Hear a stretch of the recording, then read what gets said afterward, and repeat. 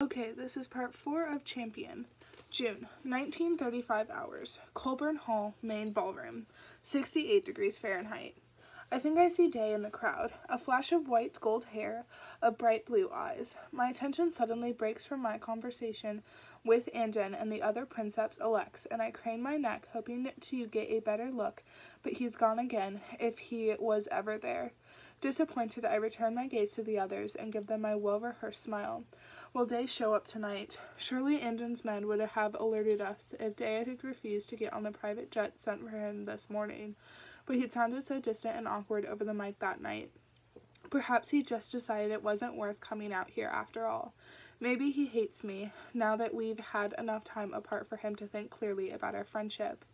I scan the crowd again when the other princeps-elects are laughing at Andon's jokes. A feeling in my stomach tells me that Day will be here, but I am hardly a person who relies on gut instinct. I absently touch the jewels in my hair, making sure they're all still in the right places. They're not the most comfortable things I've ever worn, but the hairdresser had gasped at how the rubies stood out against my dark locks, and that reaction was enough for me to think they're worth the trouble. I'm not sure why I bothered to look so nice for tonight. It is Independence Day, I suppose, and the occasion is a large one.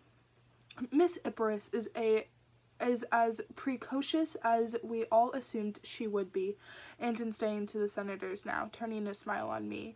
His apparent happiness is all for show, of course. I've shadowed Andon for long enough now to know when he is tense, and tonight the nervousness reflects off every gesture he makes. I'm nervous too. A month from now the Republic might have colonies' flags flying over her cities. Her tutors say they've never seen a student progress so rapidly through her political text. Thank you, Elector. I reply, oh my god, ow. I reply automatically to his compliment. The senators both chuckle, but underneath their jolly expressions lies the lingering resentment they have against me, this child who has been tapped by the Elector to potentially become their leader one day. Mariana gives me a diplomatic, albeit stern, nod, but Serge doesn't look too pleased with the way Andon singles me out. I ignore the dark scowl that the senator casts in my direction. His scowls used to bother me, now I'm just tired of them. Oh well, Senator Tanaka of California tugs on the collar of his military jacket and exchanges a look with his wife. That's wonderful news, Elector. Of course, I'm sure the tutors also know how much of a senator's job is learned outside of text and from years of experience in the Senate chamber. Like our dear Senator Carmichael here. He pauses to nod graciously at Serge, who puffs up. Andon waves off his concern. Of course, he echoes. All in good time, Senator. Beside me, Mariana sighs, leans over, and tilts her chin at Serge. If you stare at his head long enough, it might sprout wings and take flight, she mutters. I smile at that. They steer off the topic of me and onto the topic of how to better sort students into high schools now that the trials are discontinued. The political chatter grates on my nerves. I start scanning the crowd again for Day. After more futile searching, I finally put a hand on Andon's arm and lean over to whisper. Excuse me, I'll be right back. He nods in return. When I turn away and start blending in with the crowd, I can feel his stare lingering on me. I spend several minutes walking the ballroom in vain, greeting various senators and their families as I go. Where is Day? I try to hear snatches of conversations or notice where clusters of people might be gathering. Day is a celebrity. He must be attracting attention if he already arrived. I'm about to make my way across the other half of the ballroom when I'm interrupted by loudspeakers. The pledge. I sigh, then turn back to where Andon has already taken his place on the front stage, flanked on both sides by soldiers holding up Republic flags. I pledge allegiance to the flag of the Republic of America. Day. There he is. He's standing about 50 feet away, his back partially turned to me so I can only see a tiny sliver of his profile, his hair loose and thick and perfectly straight, and on his arm is a girl in a shining gold dress. When I observe him more closely, I notice that his mouth isn't moving at all. He stays silent throughout the entire pledge. I turn my attention back to the front as applause fills the chamber and Andon begins his prepared speech. From the corner of my eye, I see Day turn to look over his shoulder. My hands tremble at this momentary glimpse of his face. Have I really forgotten how beautiful he is? How his eyes reflect something wild and untamed, free even in the midst of all this order and elegance? When the speech ends, I head straight in Day's direction. He's dressed in a perfectly tailored black military jacket and suit. Is he also thinner? He looks to have lost a good 10 pounds since the last time I saw him. He's been ill recently. As I get closer, Day catches sight of me and pauses in his conversation with his date. His eyes widen a little. I can feel the heat rising on my cheeks, but force it down. This will be our first face-to-face meeting in months, and I refuse to make a fool of myself. I stop a few feet away. My eyes wander to his date, a girl whom I recognize as Faylene, the 18-year-old daughter of the Senator Feldema. Faylene and I exchange a quick nod. She grins. "Hi, June," she says. "You look gorgeous tonight." She makes a genuine smile escape from me, a relief after all the practiced smiles I've been giving the other princeps-elects.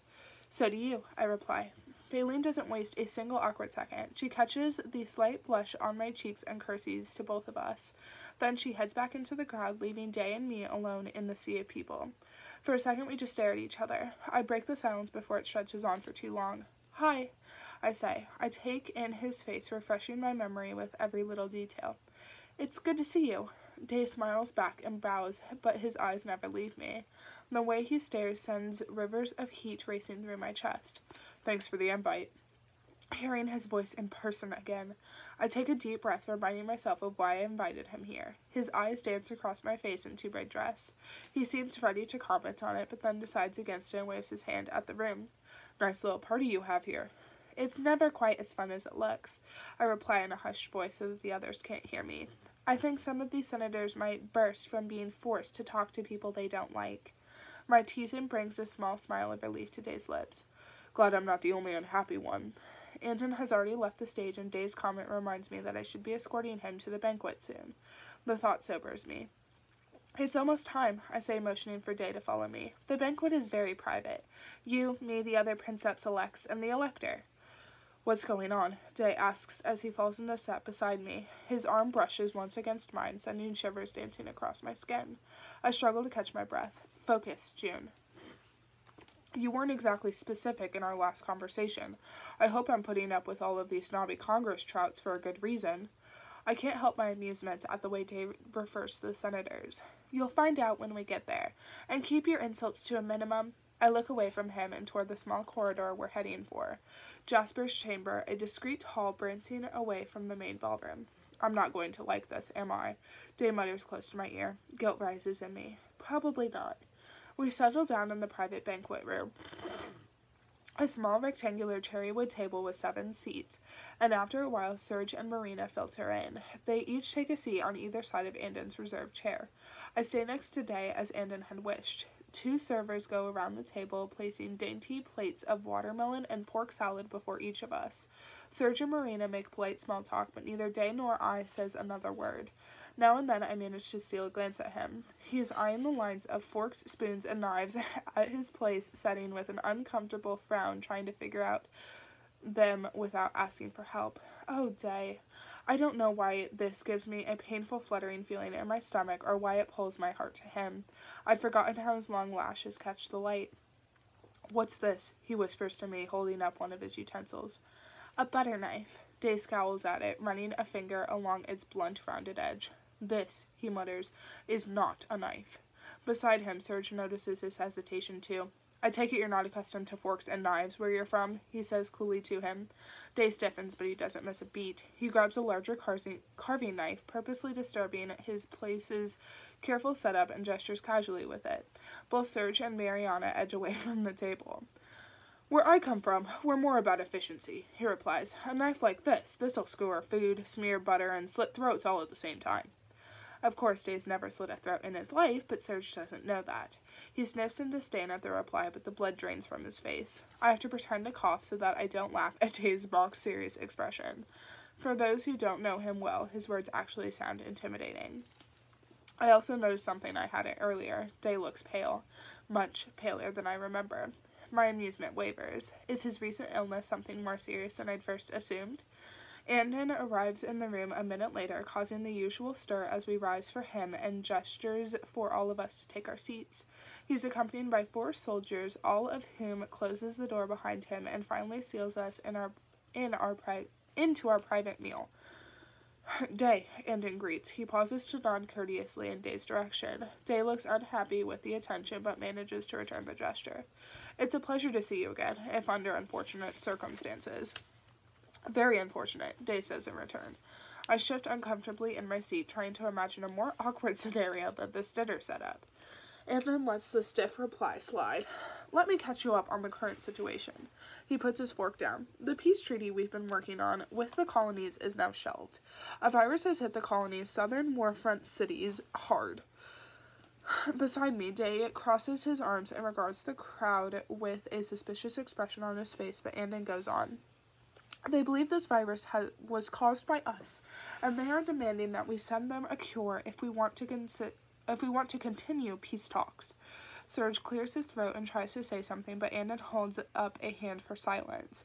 He then goes on to spill all the details, how the colonies first sent a harsh message to the Republic demanding info on the virus wreaking havoc amongst their troops, hastily withdrawing their affected soldiers, and then broadcasting their ultimatum to the warfront generals, warning of dire consequences if a cure was not delivered immediately.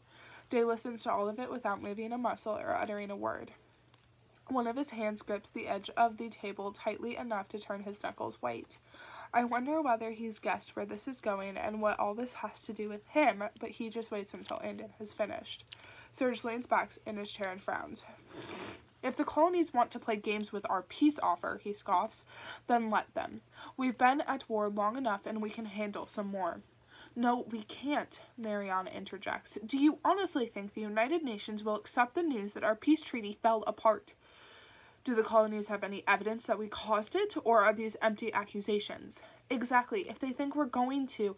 Day suddenly speaks up, his face turned toward Andon. Let's stop dragging our feet, he says. Tell me why I'm here. He is not loud, but the ominous tone of his voice hushes the conversation in the room. Andon returns his look with an equally grave one. He takes a deep breath. Day, I believe this is a result of one of my father's bioweapons, and that the virus came from your brother Eden's blood. Day's eyes narrow, and Andon seems reluctant to continue. There's more than one reason why I didn't want all of my senators in here with us. He leans forward, lowers his voice, and gives Day a humbled look. I don't want to hear anyone else right now. I want to hear you. You are the heart of the people, Day. You always have been. You've given everything you have in order to protect them. Day stiffens beside me, but Andon goes on. I fear for the people. I worry about their safety, that we'll be handing them over to the enemy just as we're starting to put the pieces together. He grows quieter. I need to make some difficult decisions. Day raises an eyebrow. What kind of decisions? The colonies are desperate for a cure. They will destroy us to get it. Everything both you and I care about. The only chance we have of finding one is to take Eden into temporary. Day pushes his chair from the table and rises. No, he says. His voice is flat and icy, but I remember my old heated argument with Day well enough to recognize a deep fury beneath his calmness. Without another word, he turns from the group and walks away. Serge starts to get up, no doubt to shout at Day about his rudeness, but Andon shoots him a warning stare and motions for him to sit. Then Andon turns to me with a look that says, Talk to him, please. I watch Day's retreating figure. He has every right to refuse, every right to hate us for asking this of him. But I still find myself rising from my own chair, stepping away from the banquet table and hurrying in his direction. Day, wait, I call out. My words send me a painful reminder of the last time we'd been in the same room together, when we had said our goodbyes. We head into the smaller corridor that leads out to the main ballroom. Day doesn't turn around, but he seems to slow his steps down in an attempt to let me catch up. When I finally reach him, I take a deep breath. Look, I know. Day presses a finger to his lips, silencing me, and then grabs my hand. His skin is warm through the fabric of his glove. The feel of his fingers around mine is such a shock after all these months that I can't remember the rest of my sentence. Everything about him, his touch, his closeness, feels right. Let's talk in private, he whispers. We head inside one of the doors lining the corridor, then close it behind us and turn the lock. My eyes do a categorical sweep of the room. Private dining chamber, no lights on, one round table and 12 chairs all covered in white cloths, and a single large arch window at the back wall that lets in a stream of moonlight. Day's hair transforms in here to a silver sheet. He turns his gaze back to me now. Is it my imagination, or does he look as flustered as I am about our brief handhold? I feel the sudden tightness of the dress waist, the air hitting my exposed shoulders and collarbone, the heaviness of the fabric and the jewels in my hair. Day's eyes linger on the ruby necklace sitting at the small of my throat, his parting gift to me. His cheeks turn a little pink in the darkness. So, he says, is this seriously why I'm here? Despite the anger in his voice, his directness is like a cool, sweet breeze after all these months of calculated political talk. I want to breathe it in.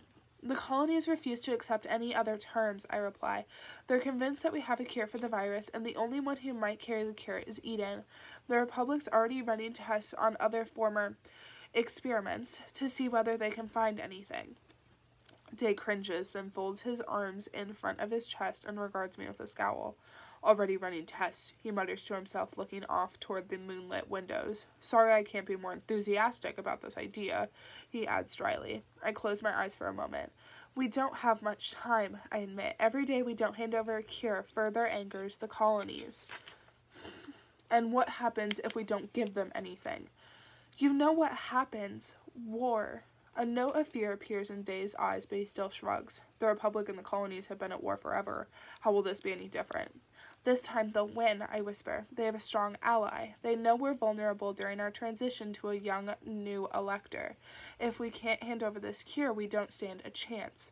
I narrow my eyes. Don't you remember what we saw when we went to the colonies? Day pauses for a heartbeat. Even though he doesn't say it aloud, I can see the conflict written clearly on his face. Finally he sighs and tightens his lips in anger. You think I'm going to let the Republic take Eden again? If the elector believes that, then I really did make a mistake throwing my support behind him. I didn't help him out just to watch him toss Eden back into a lab. I'm sorry, I say. No use trying to convince him of how much Andon also hates the situation. He shouldn't have asked you like this. He put you up to this, didn't he? I bet you resisted too, yeah? You know how this sounds. His tone turns more exasperated.